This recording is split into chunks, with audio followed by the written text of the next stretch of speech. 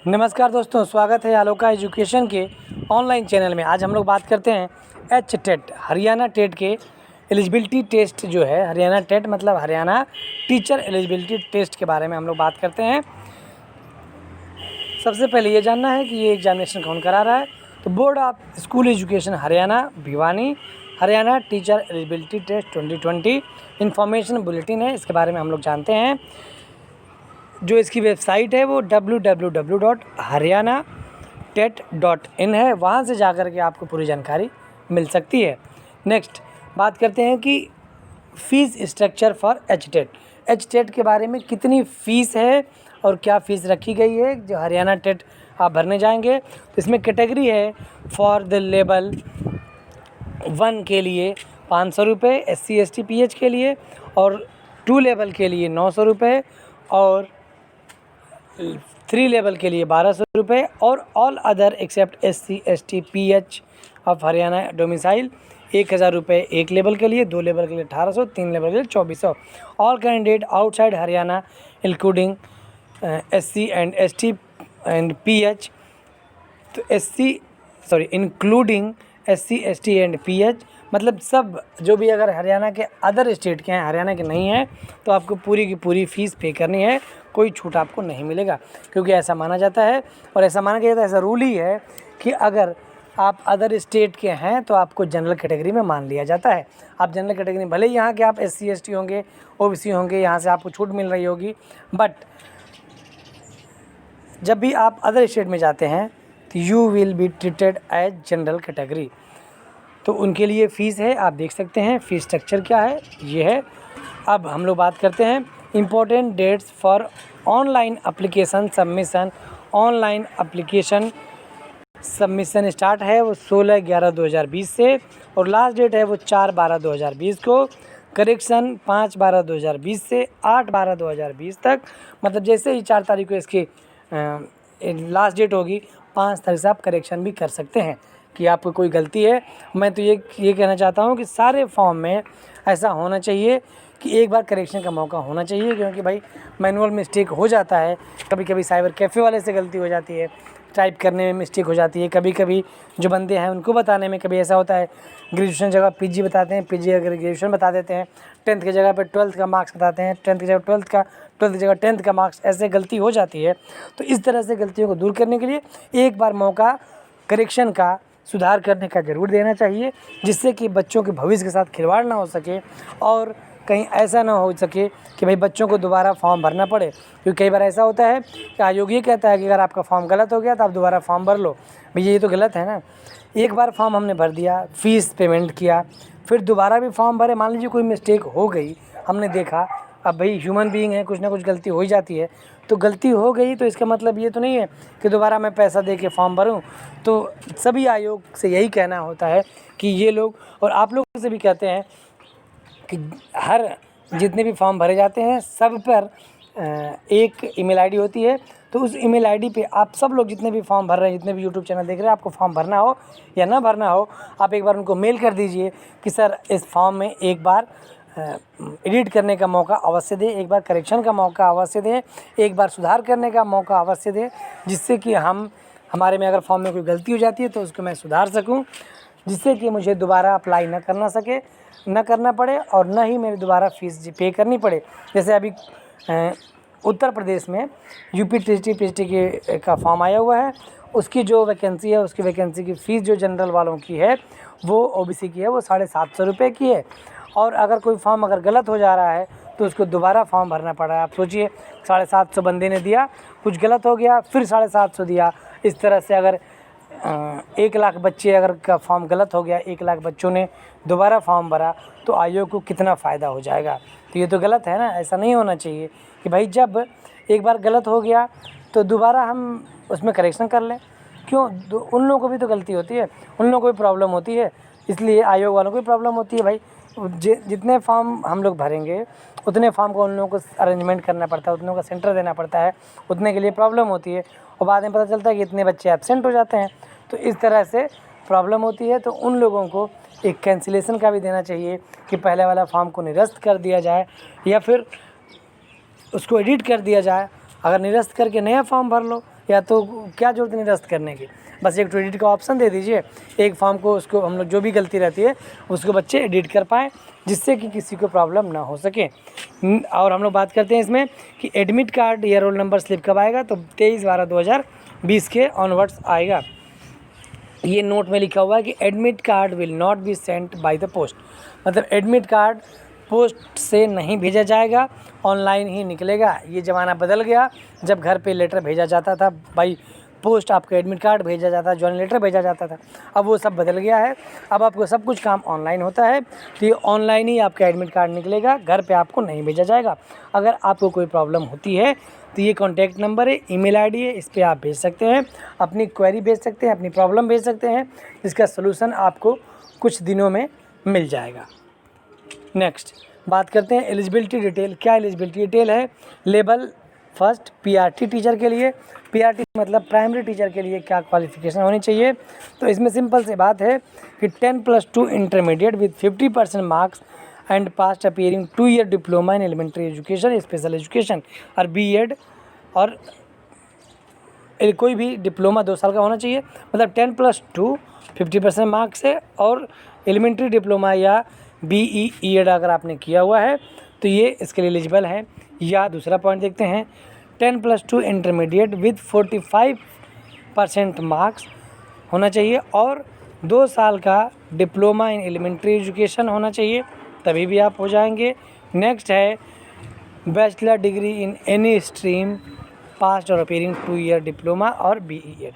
कहने का मतलब ये है कि अगर आप या तो 10+2 रहे 50% मार्क्स है, या तो 45% मार्क्स है, या तो ग्रेजुएशन रहे हैं और उसके बाद आपका 2 साल का डिप्लोमा जिस भी नाम से जाना जाता हो वो होना चाहिए, या स्पेशल होना चाहिए, एलिमेंट्री डिप्लोमा होना चाहिए, या बीईएड होना चाहिए, तो उसमें आप एलिजिबल है। नेक्स्ट हम देखते हैं लेवल 2 के लिए TGT, teacher class 6 to 8, class 6 से 8 के लिए लोग टीजीटी कहते हैं। इनके लिए टीचर की क्या एलिजिबिलिटी होनी चाहिए? Bachelor degree in any stream with 50% marks and 2 year diploma in elementary education, मतलब सिंपल सी बात है कि आपका ग्रेजुएशन होना चाहिए, उसके बाद 2 साल का जो एलिमेंट्री एजुकेशन में, चाहे बीएड नाम से हो, चाहे डीएलएड नाम से हो, किसी भी नाम से हो, उसके लिए आप एलिजिबल हैं। नेक्स्ट है bachelor degree with 50% marks and BEd, special BEd degree, मतलब वही है ग्रेजुएशन पर बीएड होना चाहिए, 10+2 50% marks plus 4 year BA BEd BCom BEd degree, और ये मतलब इसमें होना चाहिए क्वालिफ़िकेशन। और आपको अधिक जानकारी के लिए आपका जो इसका विज्ञापन है उसको आप डाउनलोड कर लीजिए, वहाँ से आपको पूरी जानकारी मिल जाएगी। और आप कोशिश यही करिए कि फॉर्म भरने से पहले विज्ञापन को 1 बार मत पढ़िए, 2 बार मत पढ़िए, कम से कम 3 बार पढ़िए, जिससे कि आपका कोई गलती ना हो सके और पूरी की पूरी जानकारी हो। अगर आपको नहीं समझ में आ रहा है तो किसी ऐसे व्यक्ति जिसके पास जानकारी हो या कोई सीनियर हो उनके पास जाके पहले बढ़िया से जानकारी ले लीजिए, फुल इन्फॉर्मेशन ले लीजिए विज्ञापन के बारे में, तभी भी कोई फॉर्म भरिए। अगर कोई आपको नहीं मिलता है तो किसी कैफ़े में चले जाइए, कैफ़े वाला आपको पूरा जानकारी दे देंगे। नेक्स्ट हम लोग बात करते हैं लेवल पीजीटी टीचर के लिए क्या क्वालिफ़िकेशन होना चाहिए? Master degree in concerned subject with 50% marks and BEd degree, मतलब ये है कि बस जो आपने मास्टर किया है, जिस सब्जेक्ट से आप भरना चाहते हैं उसमें आपके मास्टर डिग्री होनी चाहिए। जैसे आपने कहा कि एमए सोशियोलॉजी से करना है तो एमए सोशियोलॉजी से होना चाहिए और बीएड होना चाहिए, ये कहा गया है ये लेवल 3 पीजीटी टीचर के लिए। बाकी सब्जेक्ट वाइज अगर आपको देखना हो एलिजिबिलिटी तो आप विज्ञापन या नोटिफिकेशन को आप ओपन करिए और पूरा का पूरा लिखा हुआ है। अगर हम लोग एक विज्ञापन बनाएंगे तो वीडियो 1 घंटे का बन जाएगा, इसलिए हमने पूरा विज्ञापन को यहाँ पे नहीं लिया हुआ है, बस नॉर्मली इतना बता दिए क्या होना चाहिए। बाकी आप विज्ञापन में जाके पूरी डिटेल आप वहाँ से ले सकते हैं। अब हम लोग बात करते हैं scheme structure and content of test. All questions in H TET will be multiple choice. सबसे पहली बात है कि मल्टीपल चॉइस के क्वेश्चन रहेंगे, ईच कैरिंग 1 मार्क्स। दूसरी बात है कि 1 मार्क्स का 1 रहेगा। तीसरा with 4 alternative out of which 1 answer will be correct. There shall be no negative marking. Detail scheme and structure for all 3 levels is given as under here. कहने का मतलब ये है कि आपका सबसे पहले तो पॉइंट ये है एग्ज़ाम के लिए कि मल्टीपल चॉइस क्वेश्चन रहेंगे और एक क्वेश्चन 1 मार्क का रहेगा, 4 अल्टरनेटिव रहेगा, उसमें से 1 ठो गलत रहेगा या 1 सही रहेगा, जैसा क्वेश्चन कहेगा उसके अनुसार रहेगा। मतलब एक ही क्वेश्चन मान लीजिए आपका सही रहेगा, ऐसे भी हो सकता है इसमें से कौन सा उत्तर आपका इसमें से 1 है तो उस तरह से सब गलत होंगे, 1 ही सही होगा। तो इस तरह से ऑब्जेक्टिव टाइप क्वेश्चन रहेंगे और नेगेटिव मार्किंग नहीं रहेगा। अगर आपका कुछ क्वेश्चन गलत भी हो जाता है तो देयर विल बी नो में नेगेटिव मार्किंग, मतलब आपका तुक्का लगा सकते हैं, लेकिन तुक्का मत लगाइए, आप पढ़ के जाइए जिससे कि आप मैक्सिमम से मैक्सिमम नंबर पा सकें। अब हम लोग देखते हैं कि क्या है लेवल फर्स्ट में। For becoming teacher for class 1st to 5th primary teacher there shall be only 1 paper, all question will be multiple choice question, each carrying 1 mark with 4 alternative out of which 1 answer will be correct। कहने का मतलब ये है PRT के लिए, ये है primary teacher के लिए कि इसमें एक ही पेपर केवल होगा और मल्टीपल चॉइस क्वेश्चन होंगे और एक इसमें सही होगा, एक क्वेश्चन पे 1 नंबर आपको सही है तो मिलेगा। अब इसमें हम लोग देख लेते हैं क्या क्या रहेगा। तो इसमें 150 क्वेश्चन रहेगा, ड्यूरेशन ऑफ एग्जामिनेशन 2.5 आवर्स, मतलब 2.5 घंटे का आपको मिलेगा। चाइल्ड डेवलपमेंट एंड पेडागोजी से 30 क्वेश्चन रहेंगे, 30 मार्क के। लैंग्वेज आपके हिंदी या इंग्लिश से रहेगा, 30 मार्क्स, 30 क्वेश्चन। और जनरल स्टडीज़ से क्वांटिटेटिव रीजनिंग और हरियाणा का जीके से 30 क्वेश्चन रहेगा, 30 मार्क्स के। और मैथमेटिक्स 30 क्वेश्चन, 30 मार्क। इन्वायरमेंटल से 30 क्वेश्चन, 30 मार्क। यही सेम टू सेम यूपी के साथ भी ऐसे रहता है, बस यहाँ से जो हरियाणा का जीके है वो यूपी का जीके हो जाएगा। यहाँ भी अगर यूपी की बात करें हम लोग तो यहाँ का भी ऐसे ही होता है, 5 सब्जेक्ट होते हैं और इसमें बस ये रहता है कि जनरल स्टडीज़ को हटा करके और लैंग्वेज फर्स्ट और लैंग्वेज सेकंड हो जाती है, लैंग्वेज फर्स्ट और लैंग्वेज सेकंड हो जाती है। मैथ रहती है, इन्वायरमेंट रहता है, चाइल्ड रहता है और लैंग्वेज, मतलब कुल मिला के इस तरह से भी 5 सेक्शन होते हैं और 30 क्वेश्चन एक सेक्शन में होते हैं, मतलब 150 क्वेश्चन 150 मार्क्स से होते हैं। 2.5 घंटे का पेपर होता है यूपी में भी। अब हम लोग बात करते हैं क्वालिफाइंग मार्क्स। तो 60% मार्क्स होना चाहिए जनरल और ओबीसी के लिए, SC ST के लिए 55% मार्क्स और अदर स्टेट के जो भी है उनके लिए 60%। जैसे हमने बताया कि अदर स्टेट वाले क्या होते हैं भाई, वो जनरल में आ जाते हैं तो उनके लिए भाई जनरल वाले क्वालिफिकेशन देना ही पड़ेगा और नेगेटिव मार्किंग यहाँ पे नहीं है। और इसी तरह से हम लोग TG2 की बात करें तो इसमें भी वही सेम है, बस इसमें ये है कि क्वेश्चन है कि 150 क्वेश्चन रहेगा, वही टाइम रहेगा। Child development and pedagogy 30 question, 30 marks. Language रहेगा 2 और जनरल स्टडीज वैसे ही रहेगा और इसमें सब्जेक्ट आपका आ जाएगा जिस भी सब्जेक्ट के आप रहेंगे। TGT का है, मान लीजिए आपने कहा कि हम सोशियोलॉजी से हैं, MA से हैं, सॉरी MA हिंदी से हैं, सॉरी MA नहीं, ये TG की बात हो रही है, ट्रेंड ग्रेजुएट, मतलब ग्रेजुएशन है आपका इकोनॉमिक्स से, तो इकोनॉमिक्स के क्वेश्चन यहाँ पे रहेंगे, 60 क्वेश्चन रहेंगे 60 मार्क्स के। और इसमें भी वही है, क्वालिफाई मार्क्स सब में वही है, जनरल और OBC के लिए 60%, SC ST के लिए 55% और अदर स्टेट के लिए 60%। और नेगेटिव मार्किंग हमने पहले बताया कि नहीं रहेगा। लेवल 3 की बात करें PGT के लिए तो इसमें भी लगभग वही है, चाइल्ड डेवलपमेंट में 30 क्वेश्चन, लैंग्वेज 2 रहेंगे 30 क्वेश्चन और जनरल स्टडीज़ के 30 क्वेश्चन और सब्जेक्ट जो रहेगा आपको जैसे हमने बताया कि आपने PG में हिंदी है तो हिंदी से आपके 60 क्वेश्चन रहेंगे, 150 मार्किंग रहेंगे। सेम उसी तरह से है, 60%, 55% और 60% और नेगेटिव मार्किंग नहीं रहेगी।